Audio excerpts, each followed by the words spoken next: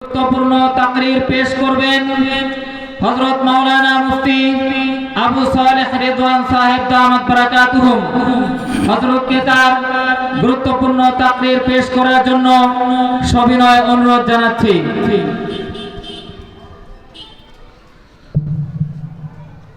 আসসালামু আলাইকুম ওয়া রাহমাতুল্লাহি ওয়া বারাকাতুহু।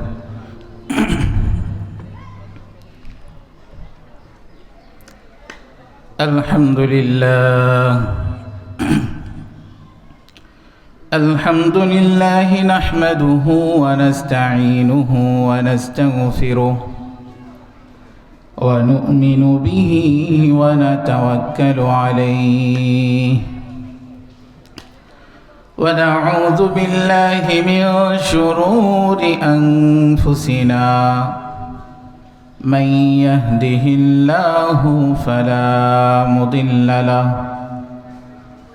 ومن يضلله فلا هادي له ونشهد أن لا إله إلا الله وحده لا شريك له له الملك وله الحمد وهو على كل شيء قدير هو الأول والآخر والظاهر والباطن وهو بكل شيء عليم ونشهد أن سيدنا ومولانا محمدًا عبده ورسوله أرسله الله تعالى إلى كافة الناس بشيرًا ونذيرًا وداعيًا إلى الله بإذنه وسراجًا منيرًا. أما بعد أعوذ بالله من الشيطان الرجيم بسم الله الرحمن الرحيم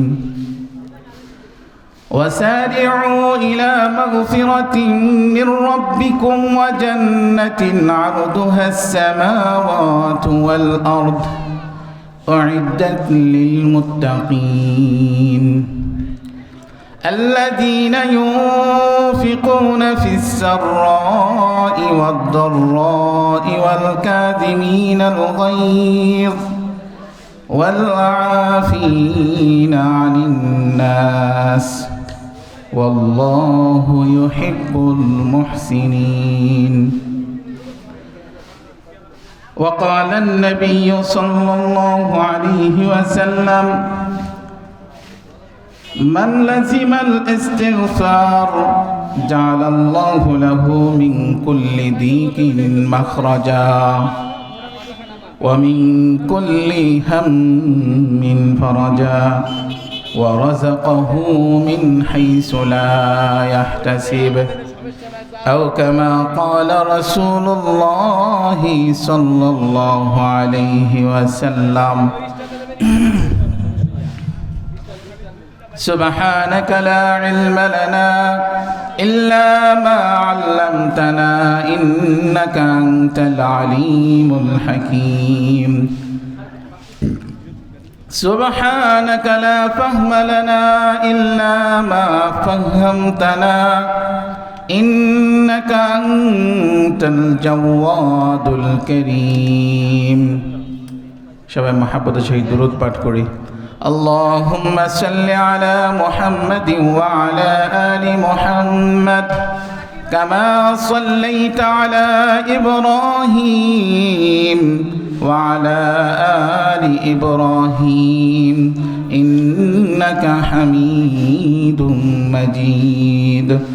اللهم بارك على محمد وعلى آل محمد كما باركت على إبراهيم وعلى آل إبراهيم إنك حميد مجيد. سبحان الله وبحمده سبحان الله العظيم سبحان الله وبحمده سبحان الله العظيم سبحان الله وبحمده سبحان الله العظيم ربي زدني علما رب اشرح لي صدري ويسر لي أمري واحلل عقدة من لساني يفقه قولي আল্লাহ পাক সুবহানাহু ওয়া তাআলা দরবারে অসংখ্য অগণিত কৃতজ্ঞতা জ্ঞাপন করছি, যিনি আমাদেরকে অত্যন্ত দয়া করে, মায়া করে, মহাব্বত করে আজকের এই মুহূর্ত পর্যন্ত সুস্থ সবল রেখে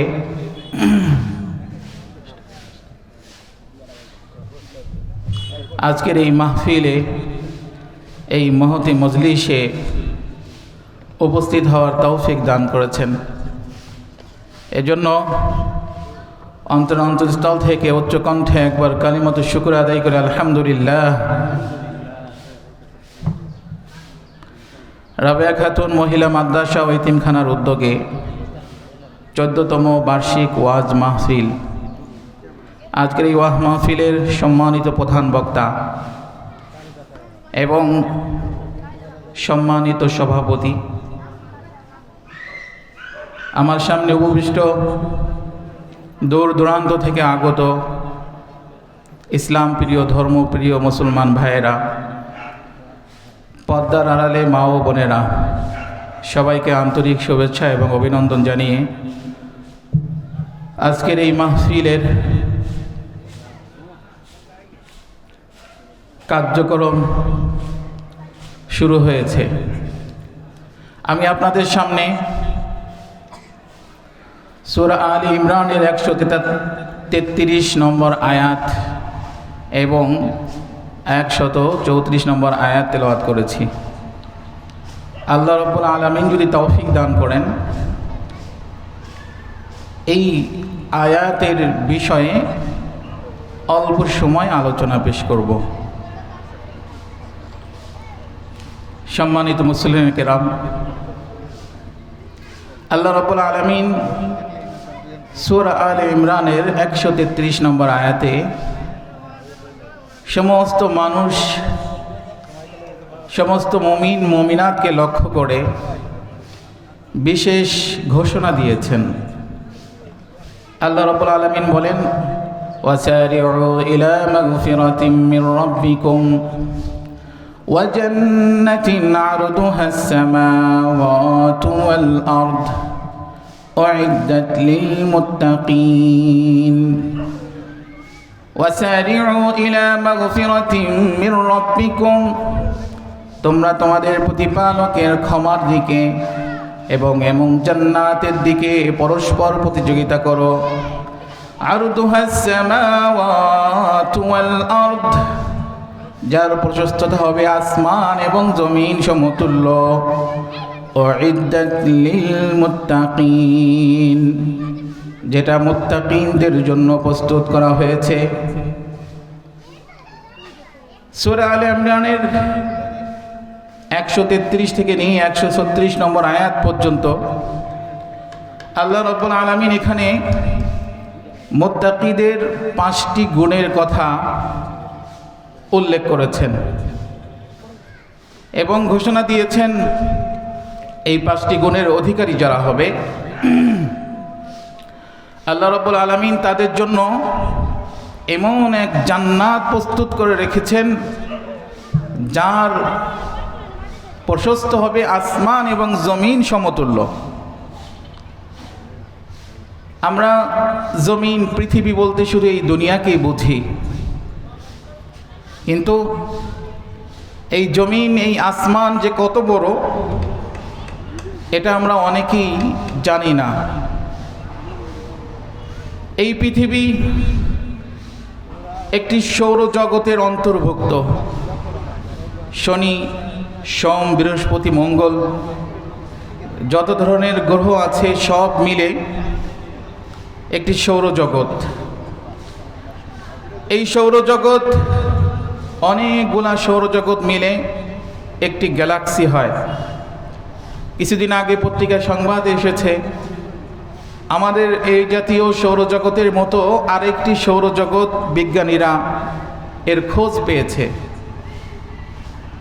বিজ্ঞানীরা তো মাত্র খোঁজ পেয়েছে, কিন্তু আল্লাহ রাব্বুল আলামিন এরকম অসংখ্য সৌরজগৎ সৃষ্টি করে রেখেছেন। এ জাতীয় অসংখ্য সৌরজগৎ মিলে একটি গ্যালাক্সি হয় এবং অনেক গ্যালাক্সি মিলে একটা মাস্টার গ্যালাক্সি হয়। অনেক মাস্টার গ্যালাক্সি সব কিছুই পৌঁছন আসমানের নিচে। এই কথার মাধ্যমে একথা বোঝা যায় যে আসমান অনেক বড়। তা আল্লাহ রাব্বুল আলামিন ঘোষণা করলেন আসমান এবং জমিন সমতুল্য একটি জান্নাত ওই সমস্ত মুত্তাকিনদের জন্য তৈরি করা হয়েছে যাদের 5টি গুণ থাকবে।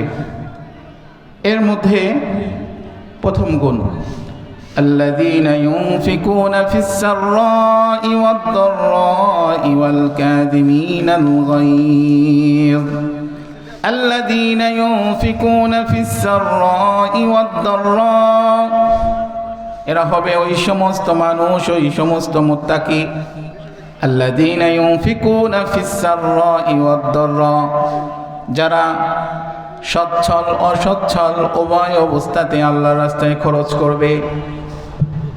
সচ্ছলতা অসচ্ছলতা দুঃখ কষ্ট সর্ব অবস্থায় তারা আল্লাহর জন্য দান করবে। ইয়ামহাকুল্লাহুর রিবা ওয়া ইউরবিস সাদাকাত। আল্লাহ রাব্বুল আলামিন সদকার মাধ্যমে সম্পদকে বৃদ্ধি করেন। যদি কারো সম্পদের মধ্যে ঘাটতি দেখা যায়, পকেটে টাকা কম থাকে, ওই সময় কেউ যদি সম্পদ বৃদ্ধির উদ্দেশ্যে এই নিয়তে অল্প কিছু দান করে, তো আল্লাহ রাব্বুল আলামিন তার সম্পদকে বৃদ্ধি করে দিবেন। এ জাতীয় অসংখ্য ঘটনা শোনা যায়। আরবের এক যুবক একটি কোম্পানিতে চাকরি করে, খুব অল্প তার বেতন। সেই বেতন দিয়ে কোনো রকম জীবনযাপন করা যায়। সে অন্যান্য যেই সমস্ত ইবাদত, হজ, যাকাত ইত্যাদি করতে পারে না। একদিন এক আলেমের কাছে তিনি পরামর্শের জন্য যান। এমন কি আমল আছে যে আমল করলে আল্লাহ রাব্বুল আলামিন আমার সম্পদকে বৃদ্ধি করে দিবেন? সে আলেম তাকে পরামর্শ দেয়, আপনার যেই বেতন আপনি পান, মাসিক যে বেতন, সেই বেতনের পার্সেন্টেজ হিসেবে অল্প কিছু দান করবেন, শতকরা 5%, 2%, কিন্তু নির্ধারণ করে আপনি সেটাকে দান করবেন। যুবক এই কথা শুনে বাসায় যখন ফিরেছে, স্ত্রী এই ঘটনা শুনেছে, শোনার পরে বলতেছে এমনিতে চলতে পারি না, আবার এখান থেকে যদি দান করি তাহলে কিভাবে চলবো? এরপরও পরীক্ষামূলক তাহলে দেখা যাক। স্ত্রী অনুমতি দিয়েছে। সেই স্বামী বেতন পাওয়ার সাথে সাথে 100%-এর 5% বেতন তিনি দান করেছেন, সদকা করেছেন। কিন্তু আল্লাহ রাব্বুল আলামিন তার এই নিয়তের বদৌলতে, এই সদকার বদৌলতে এক পর্যায়ে এমন সম্পদ দিয়েছেন, ওই ঘটনার মধ্যে এমন বর্ণনা আছে যে যেই কোম্পানিতে সে চাকরি করত, সেই কোম্পানির একটা শেয়ার সে ক্রয় করতে পেরেছে। সুবহানাল্লাহ। এটা হচ্ছে সদকার বরকত, ওয়া ইউরবিস সাদাকাত। আল্লাহ রাব্বুল আলামিন সম্পদকে সদকার মাধ্যমে বৃদ্ধি করেন। তো কাজেই সদকার খুব বেশি পরিমাণে করবে যারা, তাদের জন্যই আল্লাহ তাআলা এমন জান্নাত রেখেছেন। তো মুত্তাকির প্রথম গুণ হচ্ছে আল্লাযীনা ইউনফিকুনা ফিস-সাররা'i ওয়াদ-দাররা, যারা সচ্ছল অসচ্ছল উভয় অবস্থায় দান করবে, আল্লাহর রাহে খরচ করবে। সদকার মাধ্যমে আল্লাহ রাব্বুল আলামিন বিপদ মুসিবতকে দূর করেন। আমরা সবাই হযরত সুলাইমান আলাইহিস সালামের জামানার ঘটনা জানি। এক পাখি এসে সুলাইমান আলাইহিস সালামের কাছে আরজ করলো, ইয়া রাসূলুল্লাহ, অমুক গাছের চূড়ায় আমার বাসা, আমি যখনই ডিম পাড়ি অমুক ব্যক্তি এসে আমার ডিমকে নষ্ট করে দেয়, আপনি এর একটা ব্যবস্থা করেন। সুলাইমান আলাইহিস সালাম কয়েকজন জিনকে ডেকে পাঠালেন এবং তাদেরকে বলে দিলেন, নির্দেশ দিলেন, অমুক গাছের কাছে থাকবে, যখন এই ব্যক্তি গাছে উঠবে তখন তাকে গাছ থেকে ফেলে দিবে, যাতে করে তার হাত পা ভেঙে যায়, শাস্তি হয়ে যায়। পরবর্তী দিন ওই ব্যক্তি ডিম পাড়ার জন্য গাছে উঠবে, এমন অবস্থায় এক ভিক্ষা মুছাবি তার কাছে আসে এবং ভিক্ষা চায়, সাদকা চায়। তো যখন নাকি সদকা চায়, সে পকেটে হাত দিয়ে পকেটের মধ্যে যা থাকে তাই তাকে দিয়ে দেয়। এরপরে সে গাছে ওঠে, ওঠার পরে পুনরায় আবার ডিম পেড়ে এনে ভেজে খেয়ে ফেলে। পাখি আবার আসে সুলাইমান আলাইহিস সালামের কাছে, এসে বলে, আপনার কাছে তো আমি নালিশ করে গিয়েছিলাম, আপনি তো কোনো ব্যবস্থা গ্রহণ করলেন না। সুলাইমান আলাইহিস সালাম রাগান্বিত হলেন, জিনদেরকে ডেকে পাঠালেন, যাদেরকে দায়িত্ব দেওয়া হয়েছিল। ডাকার পরে বলছে যে, আল্লাহ রাসূল, আমরা তো সেই গাছের নিকটেই ছিলাম এবং তাকে ফেলানোর জন্য সব ধরনের প্রস্তুতি গ্রহণ করেছি। এমন অবস্থায় হঠাৎ করে ফেরেশতারা এসে আমাদেরকে বাধা দেয়। সুবহানাল্লাহ। তো এই ঘটনার মাধ্যমে সংক্ষিপ্তভাবে বলা হলো, একথা বোঝা যায় যে কেউ যদি সদকা করে আল্লাহ রাব্বুল আলামিন তার বালা মুসিবতকে দূর করে দেন। এটা হচ্ছে প্রথম গুণ। দ্বিতীয় গুণ হচ্ছে ওয়াল কাযিমিনাল গায়যা ওয়াল আফিনা আনিন নাস ওয়াল্লাহু ইউহিব্বুল মুহসিনিন। ওয়াল কাযিমিনাল গায়য, যারা ক্রোধকে হজম করে, রাগকে হজম করে, ওয়াল আফিনা আনিন নাস, এবং মানুষদেরকে ক্ষমা করে দেয়। দ্বিতীয় গুণ হচ্ছে ওয়াল কাযিমিনাল গায়য, রাগকে হজম করা।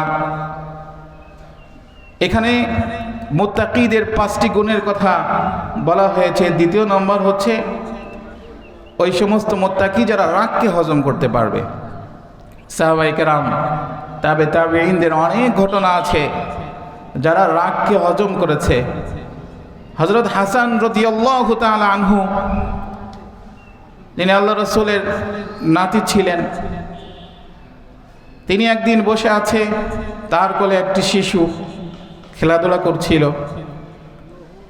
তিনি এক পর্যায়ে খাওয়ার সময়ে তার খাদেম দাসীকে বলল খানা দেওয়ার জন্য। তো সেই দাসী তার সামনে খানা উপস্থিত করছিল। যখনই তরকারির আনা শুরু করে, ওই তরকারি যে বর্তনের মধ্যে ছিল, যে পাত্রের মধ্যে ছিল, গরম তরকারি, হঠাৎ করে পা পিছলে পড়ে সেই তরকারি পরিপূর্ণ হাসান রাদিয়াল্লাহু তাআলা আনহুর কোলে যে শিশু ছিল তার মুখের উপর পড়ে। গরম তরকারি মুখের উপর পড়ার কারণে এক পর্যায়ে এমন হয় ওই বাচ্চাটা তৎক্ষণাৎ মারা যায়। হাসান রাদিয়াল্লাহু তাআলা আনহু খুবই রাগান্বিত হন। সাথে সাথেই ওই দাসী বলে ওঠে, কোরআন শরীফের এই আয়াতের কথা বলে, ওয়াল কাযিমিনাল গায়য ওয়াল কাযিমিনাল গায়য ওয়াল আফিনা আনিন নাস। ওই সমস্ত মুত্তাকি যারা রাগকে হজম করে, আল্লাহ রাব্বুল আলামিন তাদের জন্য আলাদা করে জান্নাত রেখেছেন, আলাদা জান্নাত রেখেছেন।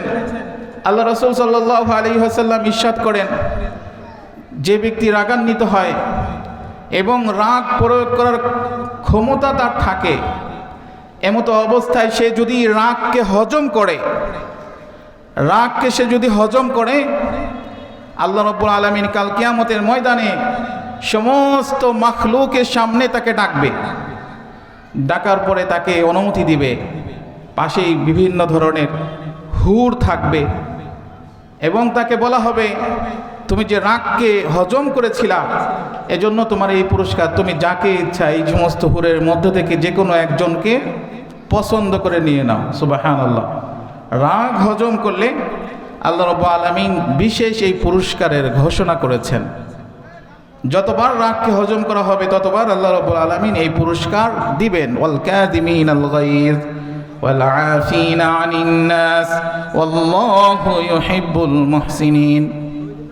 খলিফা ওমর ইবনে আব্দুল আজিজ রাহমাতুল্লাহি আলাইহি ইসলামের অন্যতম খলিফা, তার যখন মৃত্যুর সময় ঘনিয়ে এলো, মৃত্যুক্ষণে তিনি মানুষদের কাছে বললেন, তোমরা কি জানো আমার কি হয়েছে, কি কারণে আমার এই অবস্থা? পাশের লোকজন তারা বললেন, খলিফা হয়তো আপনাকে জাদু করা হয়েছে, আপনি জাদুগ্রস্ত হয়েছেন। খলিফা তখন বললেন, না, এটা না। তিনি তার খাদেম যে দাস ছিল তাকে ডেকে পাঠালেন। যখন সেই দাস উপস্থিত হয়েছে তাকে সরাসরি জিজ্ঞাসা করলেন, তুমি যে আমার খাবার সাথে বিষ মিশিয়েছ, এটা কোন লোভে পড়ে তুমি বিষ মিশিয়েছ? তো সেই দাস বলল যে আমাকে একজন 100 দিনার স্বর্ণ মুদ্রা দিয়েছে এবং আমাকে আজাদ করে দিবে বলে ওয়াদা করেছে, এই জন্য আমি বিষ মিশিয়েছি। এই কথা শোনার পরে খলিফা ওমর ইবনে আব্দুল আজিজ রহমতুল্লাহি আলাইহি তিনি একবারে রাগান্বিত হলেন না, বরং বললেন, ঠিক আছে, তোমার 100 দিনার নিয়ে আসো। 100 দিনার যখন উপস্থিত করা হলো, তিনি সেই 100 দিনার বাইতুল মালে জমা দিতে বললেন এবং তাকে নাজাত দিয়ে দিলেন, আজাদ করে দিলেন। এই ঘটনার মধ্যে এই কথা বুঝে আসে, ওমর ইবনে আব্দুল আজিজ রহমতুল্লাহ আলাইহি তিনি খলিফা থাকাকালীন, ক্ষমতা থাকার পরও একজন দাসকে তিনি মাফ করে দিয়েছেন এবং আজাদ করে দিয়েছেন। কেন? এই আয়াতের পুরস্কার লাভ করার জন্য। ওয়াল কাযিমিনাল গায়যা ওয়াল আফিনা আনিন নাস, যারা রাগকে হজম করবে আল্লাহ রাব্বুল আলামিন তাদের জন্য এরকম বিশেষ জান্নাত রেখেছেন। এটা হচ্ছে দ্বিতীয় গুণ। 3 নম্বর গুণ হলো ওয়াল আফিনা আনিন নাস, যারা মানুষকে ক্ষমা করবে, মানুষকে যারা ক্ষমা করে দিবে, এটাও মুত্তাকির 3 নম্বর গুণ। সূরা আলে ইমরানের 134 নম্বর আয়াতে আল্লাহ তাআলা বললেন, ওয়াল আফিনা আনিন নাস, মানুষকে ক্ষমা করে দেওয়া। আল্লাহ রাসূল সাল্লাল্লাহু আলাইহি ওয়াসাল্লাম একদিন সাহাবা একরামের সামনে উপবিষ্ট ছিলেন। এমন অবস্থায় একজন মসজিদে প্রবেশ করলেন। আল্লাহ রাসূল বললেন, এই লোকটা জান্নাতি। দ্বিতীয় দিন আবার বললেন, ভরা মজলিসে এই লোকটা জান্নাতি। তৃতীয় দিন আবার বললেন। এক সাহাবীর কৌতূহল হলো, তিনি সেই সাহাবীর মেহমান হলেন। মেহমান হওয়ার পরে 3 দিন অবস্থান করলেন। অবস্থান করার এক পর্যায়ে তিনি তাকে জিজ্ঞাসা করলেন, ভাই, আল্লাহ রাসূল তোমাকে 3 বার জান্নাতি বলে ঘোষণা করেছেন, আমি 3 দিন তোমার কাছে অবস্থান করেছি, আমি তো তোমার এমন কোনো বিশেষ আমল দেখি নাই যার মাধ্যমে আল্লাহ রাসূল তোমাকে জান্নাতি বলে দিলেন। তোমার এমন কি বিশেষ আমল আছে, আমাকে একটু বলে দাও যাতে আমি সেই বিষয়টা আমল করতে পারি। সেই সাহাবী চিন্তা করে বললেন যে আমারও তো বিশেষ কোনো আমল নাই, তবে আমি যখন ঘুমাই তখন এই নিয়ত করে ঘুমাই, আল্লাহর কাছে এই কথা বলে ঘুমাই যে আজকে সারাদিন আমি যত কষ্ট পেয়েছি মানুষের পক্ষ থেকে আমি সবাইকে মাফ করে দিলাম। সুবহানাল্লাহ। এই মাফ করে দেওয়ার কারণে আল্লাহর রাসূল তাকে জান্নাতি ঘোষণা করেছেন। এটা হচ্ছে মুত্তাকিদের অন্যতম একটা গুণ। আল্লাহু ইউহিব্বুল মুহসিনিন, আল্লাহ রাব্বুল আলামিন এই সমস্ত মুহসিনদেরকে ভালোবাসেন। 4 নম্বর হলো ওয়াল্লাযীনা ইযা ফাআলু ফাহিশাতান আও যালামু আনফুসাহুম যাকারুল্লাহ ফাস্তাগফিরু লিযুনুবিহিম। মুত্তাকিনদের 4 নম্বর গুণ হচ্ছে যারা যখন অশ্লীল কাজ করে ফেলে, আও যালামু আনফুসাহুম, অথবা নিজেদের উপর জুলুম করে ফেলে, অন্য কোনো গুনাহ করে ফেলে, যাকারুল্লাহ, সাথে সাথে আল্লাহ রাব্বুল আলামিনকে স্মরণ করে, ফাস্তাগফিরু লিযুনুবিহিম, এবং নিজেদের গুনার জন্য আল্লাহ রাব্বুল আলামিনের কাছে মাফ চায়, ক্ষমা চায়। মুত্তাকিনদের 4 নম্বর গুণ, তারা যদি কোনো অশ্লীল কাজ করে ফেলে, অথবা অন্য কোনো গুনাহ করে ফেলে, তো সাথে সাথেই আল্লাহকে স্মরণ করে এবং ফাস্তাগফিরু লিযুনুবিহিম, আল্লাহ রাব্বুল আলামিনের কাছে ক্ষমা চায়, মাফ চায়। ওয়া মান ইয়াগফিরুয যুনুবা ইল্লাল্লাহ, আর আল্লাহ ছাড়া এমন কে আছে যে তাদেরকে মাফ করবে? অর্থাৎ আল্লাহ রাব্বুল আলামিনের কাছে যখন তারা ক্ষমা চায়, মাফ চায়, আল্লাহ রাব্বুল আলামিন সাথে সাথেই তাদেরকে মাফ করে দেন। সুবহানাল্লাহ। এজন্য মুমিন মুমিনাতের গুনাহ হয়ে যেতে পারে। মানুষকে আল্লাহ রাব্বুল আলামিন ভালো কাজ করার শক্তি এবং খারাপ গুনার কাজ করার শক্তি দিয়েছেন, এজন্যই মানুষ শ্রেষ্ঠ। ফেরেশতা এবং অন্যান্য মাখলুকাত থেকে মানুষ কেন শ্রেষ্ঠ? ফেরেশতাদেরকে আল্লাহ রাব্বুল আলামিন গুনাহ করার কোনো ক্ষমতাই দেন নাই, নেক কাজ করার শক্তি দিয়েছেন। এমনিভাবে অন্যান্য প্রাণী তাদেরকে গুনাহ করার শক্তি দিয়েছেন, নেক কাজ করার শক্তি দেন নাই। কিন্তু মানুষকে এই দুই গুণ দিয়ে আল্লাহ রাব্বুল আলামিন দুনিয়াতে পাঠিয়েছেন। তারা নেক কাজ করারও শক্তি রাখে, গুনার কাজ করারও শক্তি রাখে। এজন্য হযরত আবু হুরায়রা রাদিয়াল্লাহু তাআলা আনহু হতে বর্ণিত, তিনি বলেন, قال رسول الله صلى الله عليه وسلم لو لم تذنبوا لذهب الله بكم لو لم تذنبوا لذهب الله بكم ولجاء بقوم يذنبون ويستغفرون الله فيغفر لهم। আল্লাহ রাসূল ইরশাদ করেন, লাউলাম তুযনিবু, তোমরা যদি গুনার কাজ না করতে, লা যাহাবাল্লাহু বিকুম, আল্লাহ রাব্বুল আলামিন তোমাদেরকে নিঃশেষ করে দিতেন, ধ্বংস করে দিতেন। ওয়ালা জাআ বিকৌমিন, এবং এমন এক জাতিকে সৃষ্টি করতেন, ইয়াযনিবুনা, যারা গুনার কাজ করত, ওয়ায়াস্তাগফিরুনাল্লাহ, এবং আল্লাহ রাব্বুল আলামিনের কাছে ক্ষমা চাইতো, মাফ চাইতো, ফায়াগফিরু লাহুম, আল্লাহ রাব্বুল আলামিন তাদেরকে ক্ষমা করে দিত। এই হাদিসের ব্যাখ্যার মধ্যে এসেছে মানুষকে আল্লাহ তাআলা গুনাহ করার শক্তি দিয়েছেন, নেক কাজ করারও শক্তি দিয়েছেন। কাজেই গুনাহ করা অথবা গুনার কাজ হয়ে যাওয়া এটা স্বাভাবিক, কিন্তু গুনার কাজ হওয়ার পরে সেটার উপর অটল থাকা এটা হচ্ছে অস্বাভাবিক। এটার উপর অটল থাকা যাবে না।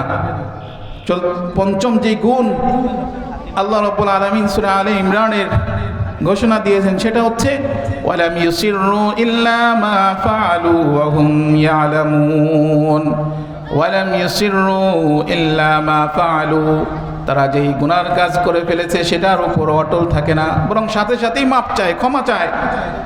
আল্লাহ রাব্বুল আলামিন বলেন, ওয়া মান ইয়ামাল সুআন আও ইয়াযলিম নাফসাহু সুম্মা ইস্তাগফিরিল্লাহা ইয়াজিদিল্লাহা গফুরুর রহিমা।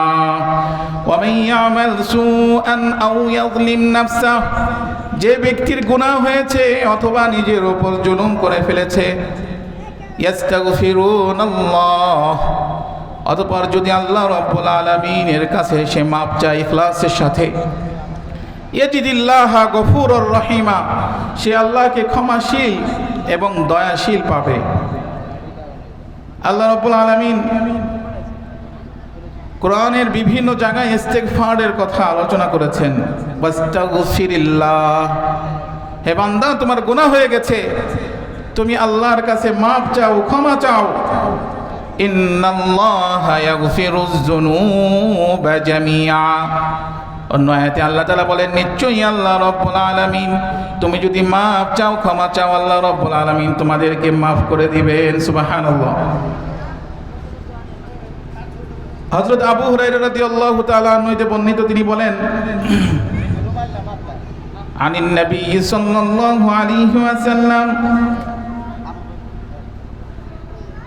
আল্লাহ রাসূল সাল্লাল্লাহু আলাইহি ওয়াসাল্লাম বিভিন্ন সময় আল্লাহ রাব্বুল আলামিনের থেকে সরাসরি হাদিস বর্ণনা করেছেন, যেগুলোকে হাদিসে কুদসি বলা হয়।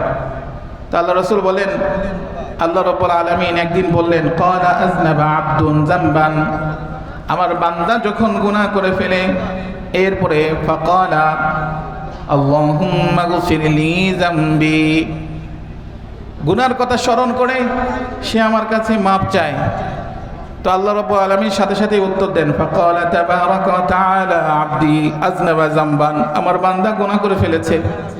ফাআলিমা, সে জানে, আন্না লাহু রাব্বান ইয়াগফিরুয যানবা, যে তার এমন এক প্রতিপালক রয়েছে যিনি তার গুনাহকে মাফ করে দিবেন।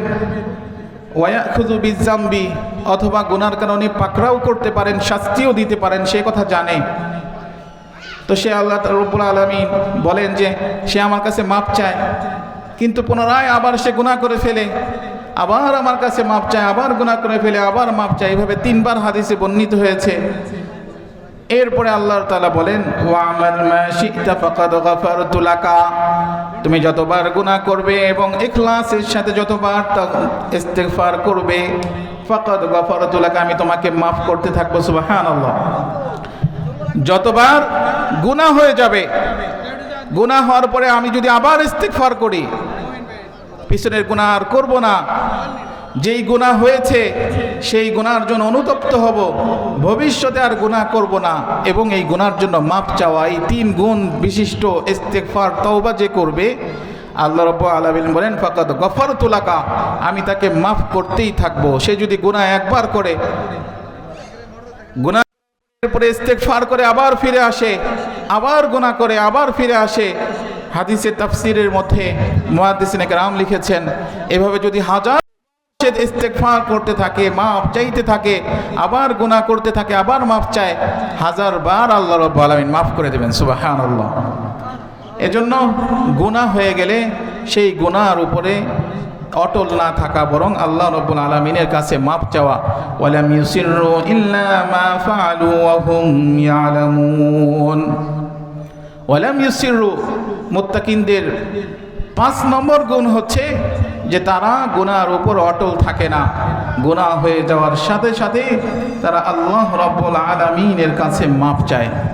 এই যে ইস্তিগফার, এটা শুধু আল্লাহ রাব্বুল আলামিনের কাছে মাফ চাওয়ার জন্য দেওয়া হয় নাই, বরং ইস্তিগফার এমন একটা ইবাদত, যেই ইবাদত এর অনেক ফজিলত রয়েছে।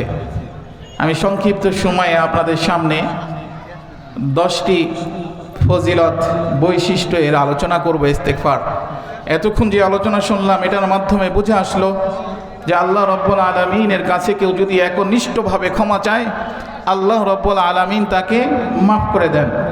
ইস্তিগফারের দ্বিতীয় বৈশিষ্ট্য বা ফজিলত হচ্ছে, অনাবৃষ্টির সময় আল্লাহ রাব্বুল আলামিনের কাছে কেউ যদি ইস্তিগফার করে, তো আল্লাহ রাব্বুল আলামিন মুষল ধারায় বৃষ্টি অবতীর্ণ করেন। সুবহানাল্লাহ। আল্লাহ রাব্বুল আলামিন পবিত্র কালামুল্লাহ শরীফে ইরশাদ করেন, ওয়া কওমি ইস্তাগফিরু রাব্বাকুম সুম্মা তুবু ইলাইহি ইউরসিলিস সামাআ আলাইকুম মিদরারা। ইস্তাগফিরু রাব্বাকুম, হে আমার জাতি, তোমরা তোমাদের প্রতিপালকের নিকট ক্ষমা চাও, মাপ চাও। সুম্মা তুবু ইলাইহি, এবং তোমার প্রতিপালকের কাছে ফিরে আসো।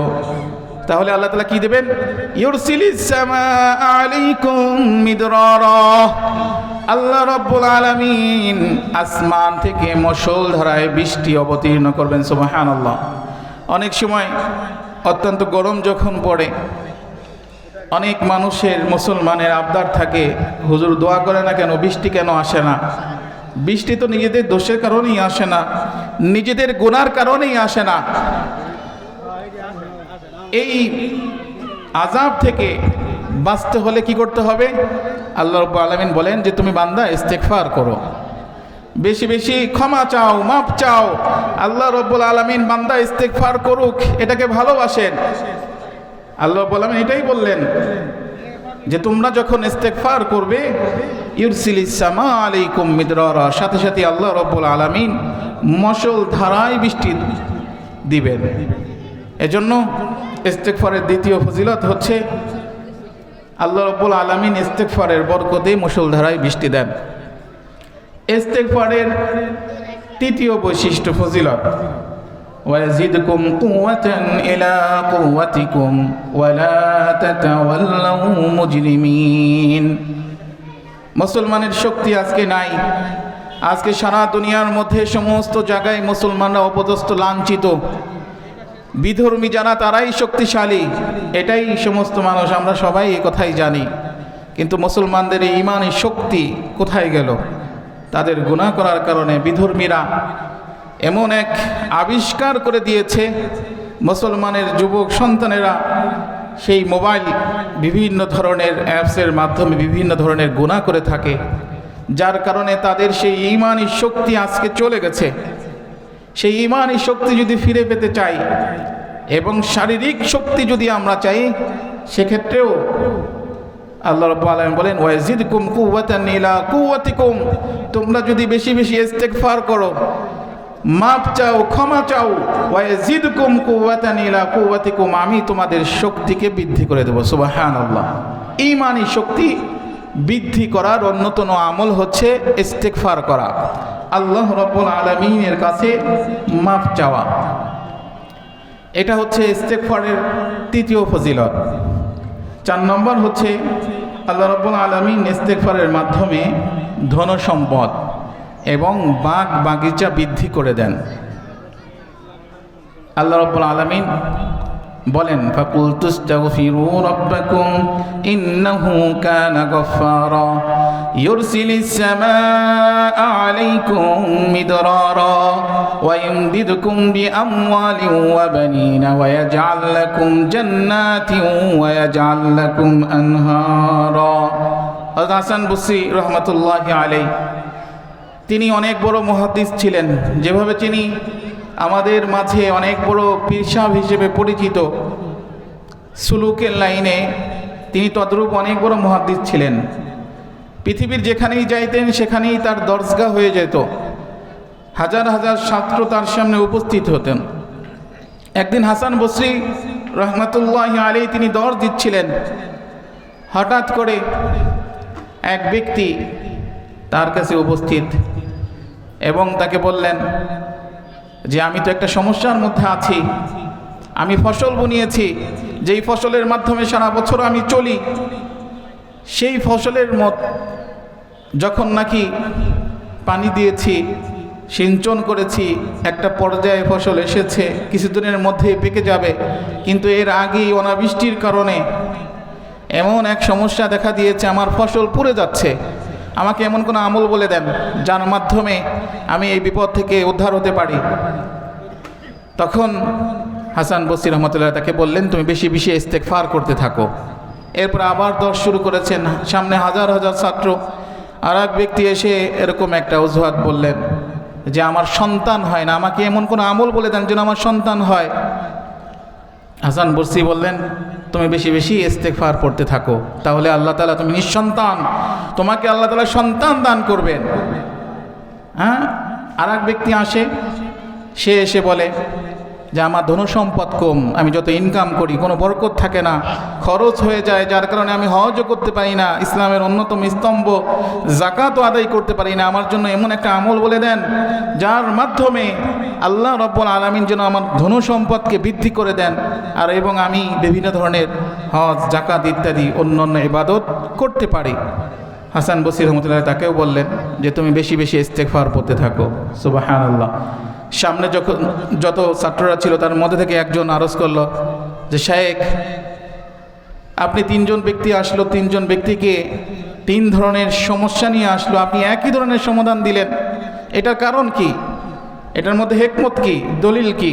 সাথে সাথে হাসান বসরি রহমতুল্লাহ আলাইহি বলেন যে এটা তো আমার নিজের কথা না, বরং এটা স্বয়ং আল্লাহ রাব্বুল আলামিন পবিত্র কালামুল্লাহ শরীফে বলে দিয়েছেন। আল্লাহ রাব্বুল আলামিন বলেন ফাকুলতু ইস্তাগফিরু রাব্বাকুম ইন্নাহু কানা গাফফারা ইউরসিলিস সামাআ আলাইকুম মিদরারা। ফাকুলতু ইস্তাগফিরু রাব্বাকুম, তোমরা আল্লাহ রাব্বুল আলামিনের কাছে, তোমাদের প্রতিপালকের কাছে ক্ষমা চাও, মাফ চাও। সুম্মা তুবু ইলাইহি, তার কাছে ফিরে আসো। ফাকুলতু ইস্তাগফিরু রাব্বাকুম ইন্নাহু কানা গাফফারা, তিনি তোমাদেরকে মাফ করে দিবেন। ওয়া ইউরসিলিস সামাআ মিদরারা, এবং তোমাদের উপর মুষলধারায় বৃষ্টি অবতীর্ণ করবেন। সুবহানাল্লাহ। ওই যে ব্যক্তি আসছিল বৃষ্টির জন্য, এই ইস্তেগফার যদি কেউ পড়ে আল্লাহ তাআলা মুষলধারায় বৃষ্টি দান করবেন। ওয়ায়ুমদিদকুম বিআমওয়ালিন ওয়া বানিন, এবং আল্লাহ রাব্বুল আলামিন ইস্তেগফারের বদৌলতে তোমাদের ওয়ায়ুমদিদকুম বিআমওয়ালিন ওয়া বানিন, তোমাদেরকে ধন সম্পদ দান করবেন, ওয়া বানিন, এবং তোমাদেরকে সন্তান সন্ততি দান করবেন। সুবহানাল্লাহ। এজন্য কেউ যদি নিঃসন্তান হয়ে থাকে এখন থেকেই বেশি বেশি ইস্তেগফার করা, আল্লাহ তাআলার কাছে মাপ চাওয়া, কারণ এই আয়াতে আল্লাহ তাআলা ঘোষণা দিয়েছেন বেশি বেশি ইস্তেগফার করলে আল্লাহ তাআলা ধন সম্পদ বৃদ্ধি করবেন, নেককার সন্তান দান করবেন। এজন্য ইস্তেগফারের দ্বিতীয় ইস্তেগফারের অন্যতম ফজিলত হচ্ছে আল্লাহ তাআলা ধন সম্পদ বাগ বাগিচা বৃদ্ধি করে দিবেন। 5 নম্বর হচ্ছে নাজিলকৃত আযাব আল্লাহ তাআলা হটায়ে দিবেন।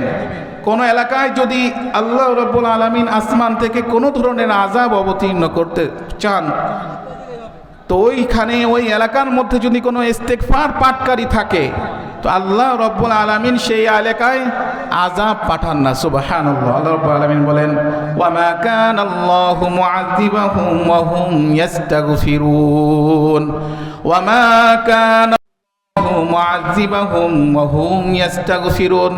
আল্লাহ রাব্বুল আলামিন যে এলাকার মধ্যে ইস্তেগফার পাঠকারী থাকে এমতো অবস্থায় আল্লাহ তাআলা ওই এলাকায় কোনো ধরনের আযাব দেন না। ইস্তেগফারের 4 নম্বর ফজিলত আমরা শুনলাম। 5 নম্বর ফজিলত হচ্ছে ইস্তেগফারের মাধ্যমে আল্লাহ তাআলা দুশ্চিন্তা দূর করেন, বিপদ মুসিবত দূর করেন। দুশ্চিন্তা, মানুষ দুশ্চিন্তার কারণে রাতভর ঘুমাইতে পারে না, বিভিন্ন ধরনের টেনশন তাকে পেয়ে বসে, যার কারণে তার ঘুম হয় না। তো এর সমাধান কিন্তু কোরআনে পাকের মধ্যে আছে। কোরআন এমন এক কিতাব যেই কিতাবের মধ্যে আল্লাহ রাব্বুল আলামিন সব ধরনের সমাধান, সব সমস্যার সমাধান করে রেখেছেন।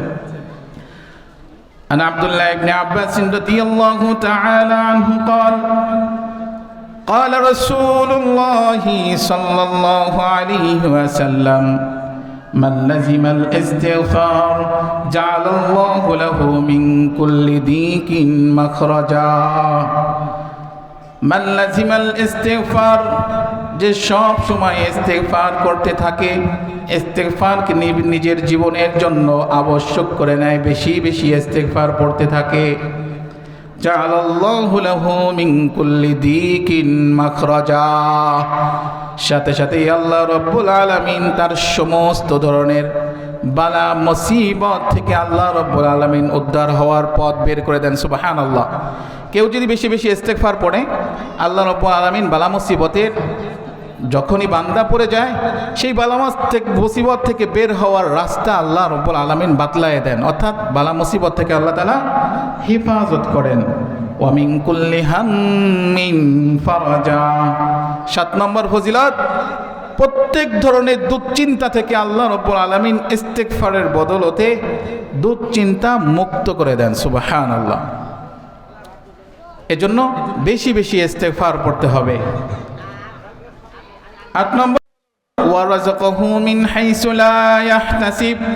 বান্দা যখন বেশি বেশি ইস্তেগফার করবে আল্লাহ রাব্বুল আলামিন বলেন ওয়ারাযাকাহু, আল্লাহ রাসূল বলেন ওয়ারাযাকাহু মিন হাইসু লা ইয়াহতাসিব, আল্লাহ তাআলা তার জন্য এমন স্থান থেকে রিজিকের ব্যবস্থা করবেন লা ইয়াহতাসিব, সে কল্পনাও করে নাই। সুবহানাল্লাহ। এটা হচ্ছে ইস্তেগফারের ফজিলত। তো এই হাদিসের মধ্যে 3টি বিষয় এসেছে। 1 নম্বর, মিন কুল্লি দিকিন মাখরাজা, যে তার জীবনে বেশি বেশি ইস্তেগফার পড়তে থাকবে, ইস্তেগফারকে নিজের জীবনের জন্য আবশ্যক করে নেবে, অন্যতম ইবাদত মনে করবে। আল্লাহ তাআলা, আল্লাহ রাসূল বলেন জাআলাল্লাহু লাহু মিন কুল্লি দিকিন মাখরাজা, সমস্ত ধরনের বালা মুসিবতের রাস্তা আল্লাহ তাআলা খুলে দেবেন, তার বালা মুসিবত থেকে হেফাজত করবেন। ওয়া মিন কুল্লি হাম্মিন ফারাজা, প্রত্যেক দুশ্চিন্তা থেকে আল্লাহ রাব্বুল আলামিন মুক্তি দান করবেন। এই হাদিসের 3য় নম্বর হচ্ছে ওয়ারাযাকাহু মিন হাইসু লা ইয়াহতাসিব, এমন স্থান থেকে রিজিক দেবেন সে কল্পনাও করতে পারে নাই। সুবহানাল্লাহ। এই মোট 9টা হইল ইস্তেগফারের ফজিলত। আল্লাহ রাব্বুল আলামিন বলেন, ওয়া নিস্তাগফিরু রাব্বাকুম সুম্মা তুবু ইলাইহি ইউমাত্তিউকুম মাতাআন হাসানান ইলা আজালিন মুসাম্মা। ওয়া নিস্তাগফিরু রাব্বাকুম, হে দুনিয়ার মানুষ, আনিস্তাগফিরু রাব্বাকুম, তোমরা তোমাদের প্রতিপালকের কাছে ইস্তেগফার করো, ক্ষমা চাও, মাপ চাও।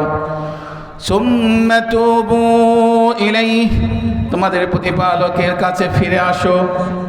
ইউমাত্তিউকুম মাতাআন হাসানান ইলা আজালিম মুসাম্মা, আল্লাহ রাব্বুল আলামিন নির্ধারিত সময় পর্যন্ত, মৃত্যু পর্যন্ত, ইউমাত্তিউকুম মাতাআন হাসানা, তোমাদেরকে উত্তম রিজিকের ব্যবস্থা করবেন। সুবহানাল্লাহ। উত্তম রিজিকের ব্যবস্থা করবেন কি করলে? বেশি বেশি ইস্তেগফার করলে। ইস্তেগফারের সর্বশেষ ফজিলত, কেউ যদি বেশি বেশি ইস্তেগফার করে তো আল্লাহ রাব্বুল আলামিন তাকে মুস্তাজাবুদ দাওয়াত বানায় দেন। মুস্তাজাবুদ দাওয়াত বানায় দেন, তার দোয়া কবুল হয়। বেশি বেশি ইস্তেগফারকারী দোয়া আল্লাহ তাআলা কবুল করেন। কিতাবের মধ্যে আসছে ইস্তাগফিরিল্লাহ কাসীরান, বেশি বেশি আল্লাহ তাআলার কাছে ইস্তেগফার করো। ফাল ইস্তেগফার তুফতাহু আবওয়াবুল মুগলাকা, নিশ্চয়ই ইস্তেগফার দোয়া কবুলের যে দরজা, এই দরজাকে খুলে দেয়। সুবহানাল্লাহ, দরজাকে খুলে দেয়। শুধু তাই নয়, ওয়াইরফাউল বালা, বালা মুসিবতকে দূর করেন। ওয়ায়ুক্তাবু লাকুম আজরুন আযীম, এবং ইস্তেগফারের বদৌলতে আল্লাহ তাআলা অনেক বড় বড় সওয়াব দান করেন। সুবহানাল্লাহ। ইস্তেগফার এর মাধ্যমে দোয়া কবুল হয়। বান্দাকে আল্লাহ তাআলা মুস্তাজাবুদ দাওয়াত বানায় দেন, যেই দোয়া করে সেই দোয়াই কবুল হয়। ইমাম আহমদ ইবনে হাম্বল রাহিমাহুল্লাহ তাআলা অনেক বড় ইমাম, আমাদের 4 ইমামের অন্যতম ইমাম, ইমাম আহমদ ইবনে হাম্বল রহমতুল্লাহ আলাইহি। তিনি একবার সফরে বের হয়েছেন। বসরাতে যখন এসেছেন, আসার পরে একটা মসজিদে ইশারের নামাজ আদায়ের পরে রাত্রি যাপনের জন্য সেখানে ঘুমানোর ইচ্ছা করেন, কিন্তু মুয়াজ্জিন যিনি, খাদেম যিনি, তিনি কোনোভাবেই তাকে ঘুমাতে দেবেন না, দরজা তালা মারে দিবেন। এক পর্যায়ে তাদের সাথে ঝগড়া হয়। ঝগড়া হওয়ার ফলে দূর থেকে একজন হোটেলের যিনি মালিক, তিনি এই বিষয়টা দেখতে পান। তো তিনি আসেন, তিনি তো চেনেন না ইমাম আহমদ ইবনে হাম্বলকে। তো বলেন যে, মুরব্বী, এখানে তো থাকতে দিচ্ছে না, আপনি আমার হোটেলে এসে থাকেন। ইমাম আহমদ ইবনে হাম্বল তার হোটেলে যায়। সেই হোটেলের মালিক যেখানে থাকে সেই কামরায় তাকে ঘুমানোর জন্য বলা হয়।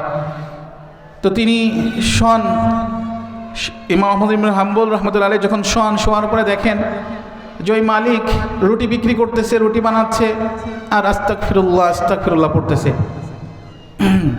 এক পর্যায়ে ইমাম আহমদ ইবনে হাম্বল নিজ জায়গা থেকে এসে তাকে জিজ্ঞাসা করেন যে, ভাই, তুমি এমন কি আমল করতেছো, সবসময় মুখ নড়াচড়া করতেছে, কি আমল করো? তো সেই ব্যক্তি বলে, আমি আস্তাগফিরুল্লাহ পড়তেছি। কি পড়তেছি?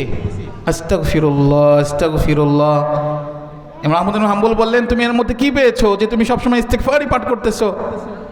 তখন তিনি বললেন যে, আমি ইস্তেগফারের মাধ্যমে যত দোয়া করেছি সব তো আল্লাহ তাআলা কবুল করে নিয়েছেন। সুবহানাল্লাহ। যে একটা দোয়া শুধু বাকি আছে, সেটা হচ্ছে আমি আল্লাহ তাআলার কাছে দোয়া করেছি, আল্লাহ, এই জামানার ওলি বুজুর্গ ইমাম আহমদ ইবনে হাম্বলের সাথে দেখা না করে তুমি আমাকে দুনিয়া থেকে নিও না, তার সাথে দেখা করায় দিও। সুবহানাল্লাহ। ইমাম আহমদ ইবনে হাম্বল চোখ দিয়ে পানি পড়তেছিলেন আর বললেন, তোমার এই দোয়াও কবুল হয়েছে, আমি ইমাম আহমদ ইবনে হাম্বল। সুবহানাল্লাহ। তাই ইস্তেগফারের মাধ্যমে কি হয়? আল্লাহ রাব্বুল আলামিন দোয়া কবুল করেন। এজন্য সবসময় ইস্তেগফার পাঠ করা। আমি আজকে আলোচনা করেছি সূরা আলী ইমরানের 133 এবং 136 আয়াত পর্যন্ত। এই আয়াতগুলোর মধ্যে আল্লাহ রাব্বুল আলামিন 5টা গুণের কথা বলেছেন। কয়টা গুণ? 5টা গুণ। 1 নম্বর, আল্লাযীনা ইউনফিকুনা ফিস সাররাই ওয়াদ দাররা, যারা সচ্ছল অসচ্ছলতায় দান করে। কি করে? দান করে। 2 নম্বর, ওয়াল কাযিমিনাল গায়জ, যারা রাগকে হজম করে। 3 নম্বর ওয়াল আফিনা আনিন নাস, যারা মানুষকে মাফ করে দেয়। 4 নম্বর গুনাহ যখন হয়ে যায় ফাস্তাগফিরু লিযুনুবিহিম, আল্লাহ তাআলার কাছে মাফ চায়, ক্ষমা চায়। 5 নম্বর হচ্ছে ওয়ালাম ইউসিরু ইল্লা মা ফাআলু, যদি গুনাহ হয়ে যায় সেটার উপর অটল থাকে না। এই 5টা গুণের অধিকারী যেই সমস্ত মুত্তাকিরা হবে তাদের জন্যই আল্লাহ তাআলা ঘোষণা করেছেন উলাইকা জাযাউহুম মাগফিরাতুম মির রাব্বিহিম, উলাইকা জাযাউহুম মাগফিরাতুম মির রাব্বিহিম, এদের প্রতিদান হচ্ছে তাদের প্রতিপালকের কাছ থেকে ক্ষমা, মাফ, ওয়া জান্নাতুন, এবং এমন জান্নাত যার প্রশস্ততা হবে আরদুহাস সামাওয়াতু ওয়াল আরদ, আসমান এবং জমিনের সমতুল্য এই বিশাল জান্নাত আল্লাহ তাআলা এই 5 গুণ মুত্তাকি, 5 গুণ বিশিষ্ট মুত্তাকিদেরকে দান করবে। সুবহানাল্লাহ। তো আমরা সবাই বেশি বেশি ইস্তেগফার করব, ঠিক আছে ইনশাআল্লাহ। ইস্তেগফারে 10টা ফজিলতের আলোচনা হয়েছে, আমরা মনোযোগ সহকারে শুনেছি। আল্লাহ রাব্বুল আলামিন বলনেওয়ালা এবং শুনলেওয়ালা সবাইকে বেশি বেশি ইস্তেগফার এবং মুত্তাকিদের এই 5টি গুণ অর্জন করার তৌফিক দান করেন। ওয়া আখিরু দাওয়ানা আলহামদুলিল্লাহি রাব্বিল আলামিন। আলহামদুলিল্লাহ, খুবই গুরুত্বপূর্ণ আলোচনা করলেন মুহতারাম হযরত মাওলানা আবু সালেহ রিদওয়ান হাফিজাহুল্লাহ তাআলা।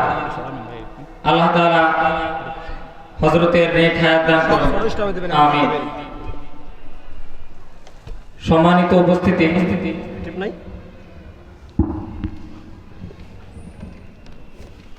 এখন যে সমস্ত সম্মানিত ব্যক্তিবর্গের নাম ঘোষণা করা হচ্ছে তাদেরকে মাহফিল স্টেজে আসন গ্রহণ করার জন্য সবিনয় অনুরোধ করছি।